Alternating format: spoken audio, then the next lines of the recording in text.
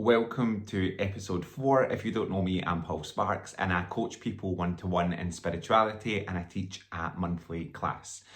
So this week I thought we could have a chat and have a coffee.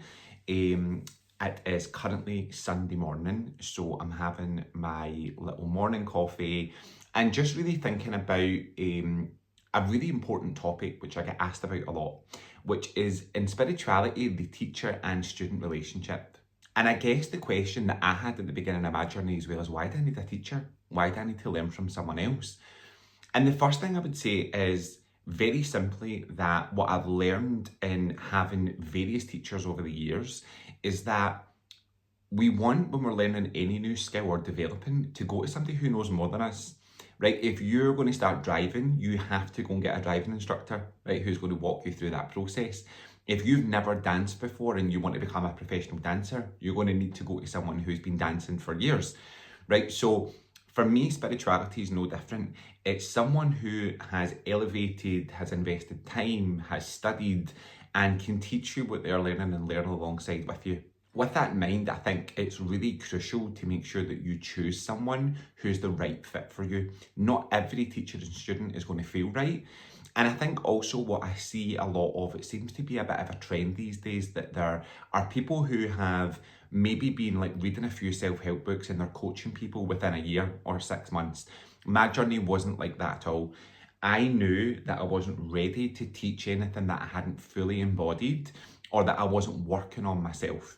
So it's taken me 20 years of experience and time and effort and investment before I really felt that I was ready to teach.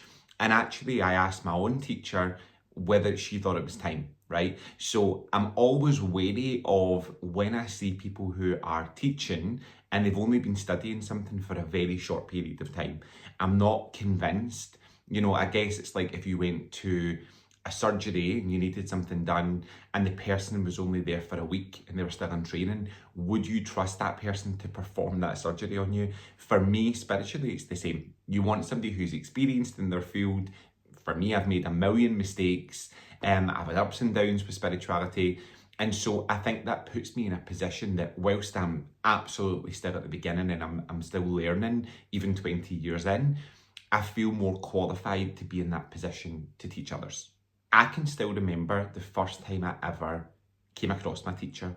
I was 18 years old, so I'm now 38, so a while ago. And I was in Cali Uni in Glasgow, for anybody who knows where that is. I had a break between classes and somebody sent me an audio file of my teacher. And I remember all the hairs standing up in the back of my neck because she was the most incredible speaker I think I'd ever heard. She was so profound in the way that she spoke. And then actually, at that point, she was based in LA. I moved out to Catalina Island in Los Angeles when I was 21 and I lived there for a year. And I got to meet her shortly after that period. And then it's funny to think that now, in my 30s, approaching 40, I am learning with her individually and do classes with her on a weekly basis. So I wanted to share some of the reasons that I know that Ruthie is my teacher, right? And that I learned so much from her. I think the first one is that she calls out my blind spots. So this is one of the real benefits of having a spiritual coach or a spiritual teacher. It's like when you're driving your car, we have a blind spot. There are things that we don't see. Like, for example, I had a person who came to me for coaching and he had a really wonderful life. Like, all he'd ever wanted in his values were about family, having children, like creating a home environment. And he'd created that. But through our sessions, he was really fixated on his past and things that had happened when he was 10 years old. And actually, at one point, I realised that they had no relevance. They would have had relevance to him and should have been explored if they were blocking him from achieving his goals, if he hadn't been able to create his own family. But actually, he was living all of his dreams and all of these things that he'd wanted since he was a child. And all he had to do was to graduate from his past, learn the lessons and let go. And I think for me, I could really see that was a blind spot, but he couldn't see that within himself. And the change in him was so inspiring because he became a completely different version of who he was. We can't do it alone. right? So having somebody in your corner who sees those blind spots, who calls you out, is so important. The second thing I would say about my teacher personally is that she calls me out when I am trying to skirt round the truth or suit my own narrative. I had something in my life where I felt it was really difficult last year. I felt like I was being a bit of a victim. I was in a bit of a victim mentality, and I was really blaming the situation on external factors and other people. And I remember going kind of looking for some sympathy or some guidance, right? And I told her about the situation, and her first words were, "I think you're a disgrace. I don't agree with what you've done. You created this," right? Now, I think for me that was a bit of a shock, but actually it was exactly what I had to hear because I did have a part to play in it. And only through that taking responsibility, taking accountability, taking a hard look in the mirror, I was able to see where I had led myself into this situation, and then it led me in a path to change my mindset and how I approached it. So for me, everybody's different, but I really like that my teacher calls me out where I try and cut corners. The third thing that I've learned from my teacher is I'm in awe with how much integrity she has to what she learns. I'm still working on that. And what I would say though is, as an individual who's been teaching for, I think, 40 odd years, she walks her talk, right? It's not just words. This is someone who, when she really believes in what she's teaching and has that passion, I see it in her behaviours, I see it in her relationships, I see it in the life that she's created for herself.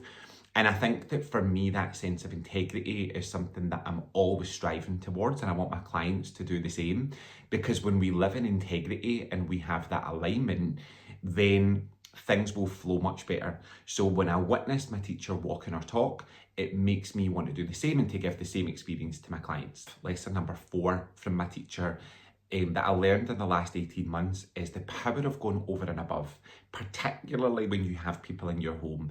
You know, there's something about welcoming people, that's your sacred space, into your own home, and about really making them feel welcome and making them feel valued and that it's a safe space. I went to visit my teacher in New York some time ago, and she had us over for dinner, me and my friend. And I was really blown away that she had been up from something like 2 in the morning. She'd handmade all the food. There must have been 30 dishes on this table, right? I'm not saying you need to do that, of like the best food I've ever eaten. And every aspect of it was injected with care and thought and kindness. And really that idea that when we do anything that we're given, it's given with your whole heart, it's given your whole self, it's going over and above for other people. And I think that for me, I really learned that lesson, is that I felt so valued, I felt important, you know, I knew it was really, really special to be there. And it's something that I try and embody in my own life if I'm hosting people in my home or doing anything with other people. It's that going over and above and not being attached to, you know, like whether the person deserves it, whether it's too much, like stopping the calculations and really being there and going over and above for another person. I think the last thing I would say with my own teacher or people that are learning with me or my own journey with friends and family is that when you are studying spirituality and you're implementing these tools or whatever it is that you're doing, it is so important to have that support and not be doing something alone. If you think about a lot of the things that we do in life, right, like whether it's going for dinner, whether it might be going on holiday, having new experiences, it's so much more special, in my view, to share that with another person, right? To support each other, to keep each other accountable, and to, because this is not about the teacher's got all the wisdom and the student is just learning. It's a two-way street, right? You learn from each other. And I think to have that constant person that you go back to, that you support and learn with and grow, is a really special experience, particularly with spirituality. So when people ask me about having a spiritual coach, why would they need a teacher? I can only share my experience and the elevation that I've had from working with many teachers over the years, but particularly that one constant person who's still someone I'm learning with today. And I have so much admiration and awe, and I learn something new every single week that not only propels me forward in my own personal life and helps me to overcome challenges, but also gives me tools that I can share with other people. So, you know, everybody, there's never a point that you're so wise that you don't need to be taught, right? Actually, it's about that humility that every one of us is a teacher and a student in different ways. So thank you for joining me for the coffee, and hopefully that gave a bit more insight into why the teacher and student relationship is so important.